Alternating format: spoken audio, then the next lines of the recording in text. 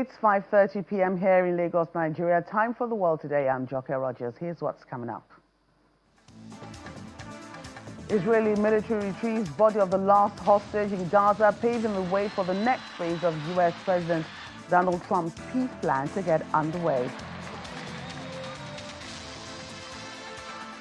Nipah virus outbreak in India triggers tightened screening measures at airports in Asia, plus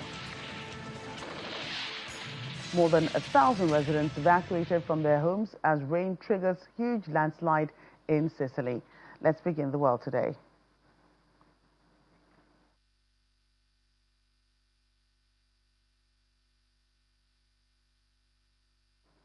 Israel's military says it has recovered the body of the last remaining hostage in Gaza, a move that clears the way for the next phase of U.S. President Donald Trump's peace plan. The body is that of Master Sergeant Ran Vili, who had been missing since the ceasefire with Hamas began in October. Prime Minister Benjamin Netanyahu describes the recovery as an extraordinary achievement, saying Israel had fulfilled its promise to bring every captive home. This marks the closure to 843 days of trauma and hardship for those taken and their loved ones. The military says new intelligence over the weekend led troops to search a cemetery near Gaza City, close to the so-called Yellow Line, an area still under Israeli control as part of the ceasefire deal. Hamas armed wing says it provided mediators with information about the location. Meanwhile, White House Press Secretary Caroline Leavitt praised a huge foreign policy feat for the U.S. after the body of the final Israeli hostage in Gaza was confirmed to have been handed over as she gave a press briefing in Washington, D.C. One more foreign policy point I will point out, as you all saw, the last remaining body of the hostages, Israeli hostages in Gaza has been returned. This is a huge foreign policy feat for the President of the United States, for the State of Israel, and frankly for the whole world. The President made the impossible possible, and so it's great news for the President, for the United States, for our allies, and also for peace in the Middle East. And I understand that more than 20 new additional countries have also signed up to join the newly established Board of Peace with respect to the rebuilding of Gaza, which is another historic accomplishment for this president. We'll get more on that in a moment. In the meantime, an outbreak of the deadly Nipah virus in India's West Bengal state is raising concerns across parts of Asia, with several countries tightening health checks at borders and airports. Thailand has begun screening passengers at 3 airports receiving flights from West Bengal, while Nepal is checking arrivals from Kathmandu Airport and along key land crossings with India. Health officials say 5 healthcare workers in West Bengal were infected earlier this month, with one in critical condition. Around 110 people who had close contact with them have been placed in quarantine. Nipah is a zoonotic virus, meaning it can spread from animals such as fruit bats and pigs to humans, and also from person to person. It has a higher fatality rate, estimated at between 40 and 75%, and there's currently no approved vaccine or treatment. The World Health Organization lists Nipah as a priority disease because of its potential to cause serious outbreaks. Across southern Africa, extreme weather is once again exposing the continent's climate vulnerability. Mozambique is battling deadly floods that have swept through communities, destroying homes, cutting off access to food and clean water, and forcing thousands to flee to higher ground.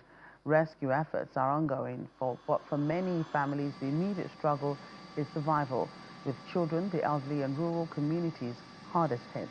Emergency teams from around the world have rushed to the aid of those affected by severe flooding that has ravaged the southern region for weeks following heavy rains.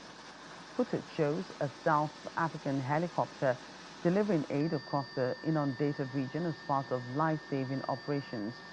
The Mozambican government has launched a nationwide emergency response amid the worst floods in the country's history. Rescue teams from Brazil, South Africa, the EU and UK have reportedly joined emergency services. The floods have so far affected over 644,000 people across Maputo, Gaza, and Sofala, with at least 62 people confirmed to have died.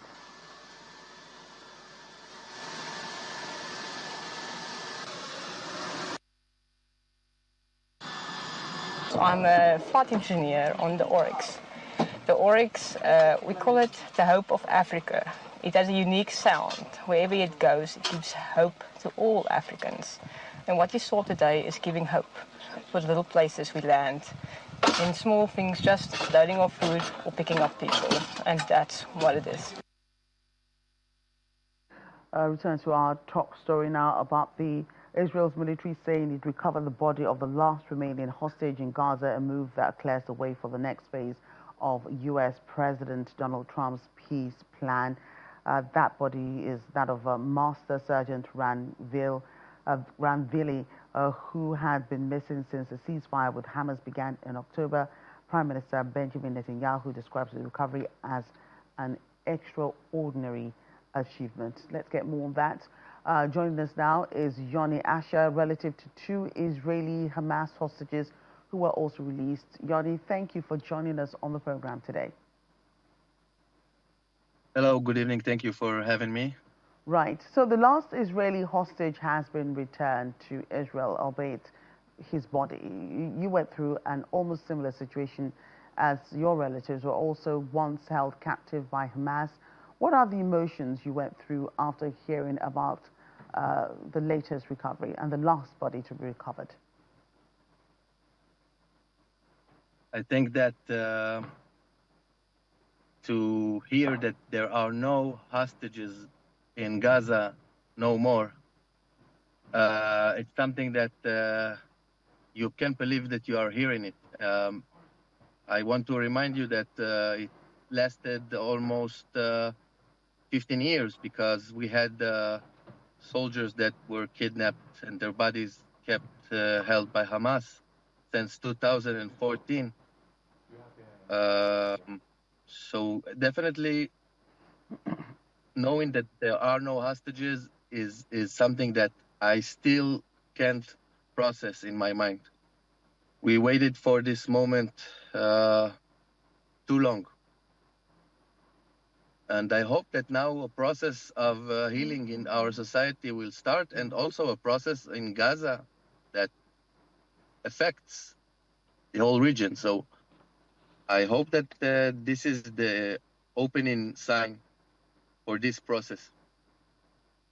Right. You were lucky your family made it out alive, though later fractured. What did you learn from your family about their experience with Hamas? I was blessed, definitely. At the beginning, like you probably remember, Hamas kidnapped little children, babies. My experience was very uncertain, unclear.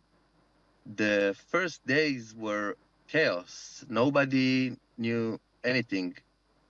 The whole thing was very blur. Nobody had information, intelligence, nothing. I experienced ransom requests for people that pretend to be kidnappers themselves or maybe connected to the kidnappers. They wanted money. I was witness to a lot of psychological battle with videos that were released and rumors all the times that citizens is about to be released, hostages, but it was false. It happened like 10, 15 times during almost 2 months in my time. And it was hectic, in that way. It was very intensive. And like I hoped, and like I said that it was the reasonable thing to do, that Hamas would return the babies as fast as they can, because this situation will not last long. They will not survive. that's no child can survive in these terms for long term. Right, and the Israeli government is looking to reopening the Rafah crossing now that the remains of the last hostage has been returned. How do you and others affected by what happened on that day, on October 7, feel about this? Do you agree with the government's decision? I think it's complicated. Some parts I agree, some parts I don't. I think that the process in Gaza needs to be similar to the process that we saw after World War II. If you talk today with the Hitler Youth, their organization that Hitler made for youth, for teenagers, today they speak and they are 80 and 90 and they described how they were raised. So the process that was made in Berlin since 1949, 1946 maybe, I think that needs to be a similar process. Education that is totally new, because you need to understand, once Hamas controlled all of the citizen services, he also controlled the education. So for 18 years, they raised a generation like the Hitler Youth, unfortunately. But the good news that, like it happens in there in Berlin, it can also happen here. But the leaders need to show courage and to show that they have a long-term plan to make it happen. Right.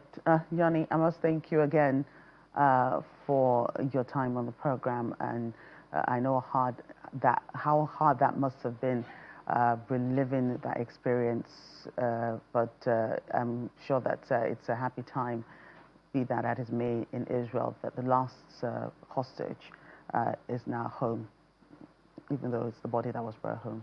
Right. We fought for this moment for a long time, and thank you for your kind words. And I want to wish all the families best of health, mental health, physical health.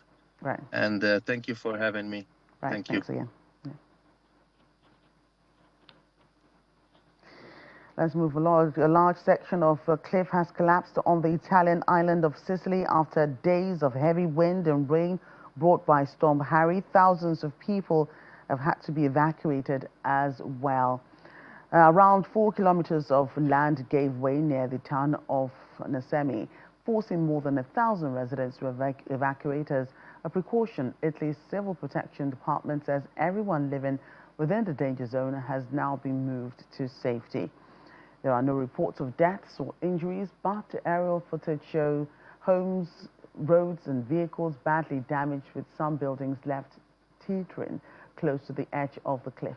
The landslide began on Sunday and continued into Monday, with local officials warning the ground remains unstable. Geological surveys are now underway as authorities work to assess the damage and decide whether it's safe for residents to actually return. Meanwhile, search and rescue operations are ongoing in West Badong Regency, West Java, after a landslide swept through Pasir Kuning and Pasirilangu villages, leaving at least 25 dead and dozens still missing. The affected areas, emergency personnel are clearing debris with excavators, carrying bodies and working alongside residents who have joined in the search. Sesi Sutisna, a resident whose home was buried, described the chaos, adding that for 2 to 3 days, villagers had helped the rescue team dig through soil and water, hoping to recover all victims quickly. Officials providing an update on the recovery efforts say 34 bodies have been found. Indonesia's National Search and Rescue Agency continues to coordinate with local authorities to recover victims, assist affected families, and assess the full scale of the damage in the aftermath of the disaster. And still to come.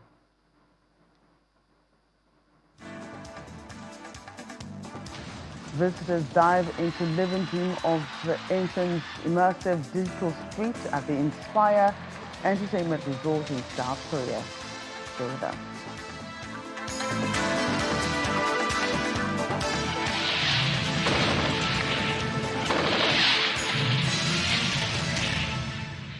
Welcome back. Our Washington, D.C. correspondent Maria Bird received an update on the current state of affairs in Minnesota from the president of the National Association for the Advancement of Colored People in St. Paul, Minnesota, Nipah Presley. This comes as the state of Minnesota is dealing with the third shooting by an ICE agent. Take a listen. Ms. Presley, we thank you so much for joining us. As the NAAC president for St. Paul, the Twin Cities have been in the midst of quite some challenge over these last few weeks. Just give us a little bit of insight as of what's happening today. We know this past weekend there was another killing, and obviously that has broke out additional protest. We are now at the beginning of the week, and so work begins again. How is the community responding to this unfortunate loss of life? Well, at this moment, the community, the citizens are really, really outraged. They just can't believe it that here's another senseless murder of someone that's been labeled as a terrorist by the federal government, if you listen to them and hear them. But no, he was just being a person out there exercising his rights, and he really had a passion for doing community work, and really was concerned, from what I've learned from listening to his father, that he wanted to do something and he wanted to be there to help out in any way. And helping out is what caused him his life. Helping somebody that the ICE had pushed down because it was slippery out there, and he was trying to help this person up. I can't tell you if they were female or male, but he was trying to help this person up, and they kept kind of slipping around. He couldn't help get her up, so I guess the police or the police ICE thought he was doing something to affront them. But long story short, it just got out of hand, and they just brutally and unjustly murdered a fine young middle-aged. To me, they're young because I'm up a little seasoned, so they're young to me. Young man that did not deserve to die, and so like I said, it's just enraged our communities and made the tensions amongst citizens even higher. And again, the fear is insurmountable in the community, but people are still not afraid, and they are still out there doing various activities in response. And when you talked about children, our St. Paul Public Schools and Minneapolis schools have set up e-learning again. They're giving parents and caregivers the opportunity to either you could still send your child to school because they put in place several safety measures, but they are offering people, families, to do e-learning from home. And I think actually it's temporary, and it's supposed to maybe run through February. And I'm just thinking that our school system and our superintendent, Dr. Stanley, will probably reassess that, because you're right, kids are fearful. Not only are they fearful, they're being traumatized. I mean, they are traumatized. Some parents' stories are you just feel for them, because these children have been traumatized by seeing what has happened and hearing what's happened to their friends. Because even my grandchildren, some ICE came to their school. Wow. And wanted to take a child away from the school. In fact, these young people are going to have PSD. Yes. When it's all said and done. So we really have to think about not only protesting and doing acts of civil disobedience. We really have to think about how we're gonna help people heal. You mentioned the children, which I think is so important, and kind of with the school systems. This also means it's impacting everyday business, so everyday life. If children are online school, e-learning, that means businesses. Tell us a little bit about those businesses and things that are stopping that aren't. We know the schools are moving to online learning. What are some of the other everyday practices that have been put to a stop or have been limited to some extent? Well, for the businesses, they are shutting their doors, but they are also keeping their doors open. But I don't, for what they're doing is, well, no, there are resources out there that are in place now, since the businesses are having the issues. A lot of the loans that they have, if they owe loans, they're deferring them and helping them think through what will be their new terms. So I really give kudos to the banks. And what I just recently heard, which is just awesome, corporations, banks, financial institutions are coming together, and now are coming together and they're joining together to really address the financial burden that businesses are having. And finally, at Incheon's Inspire Entertainment Resort in South Korea, art is not only displayed but also serves as a platform for visitors to move through, creating an immersive experience. Enthusiastic guests stroll along the resort's Aurora streets, an innovative immersive entertainment avenue canopied by a 150-meter-long LED display showcasing surreal imagery, captivating tourists with large-scale digital art and fantasy scenes. Floor-to-ceiling LED screens surround visitors with fast-moving light, color, and abstract landscapes, transforming the main hall into a fully enveloping visual tunnel. Visitors enter a ballroom where champagne bottles pop and fireworks light up the ceiling, then are transported to a palace and an underwater Christmas scene. The sequence culminates in a rapid, visually driven journey through nature and imagination, created entirely with light and sound.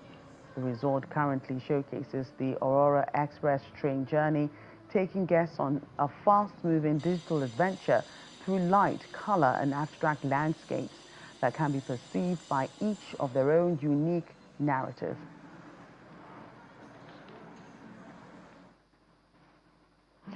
That's the world today. Thank you for watching. I'm Joker Rogers.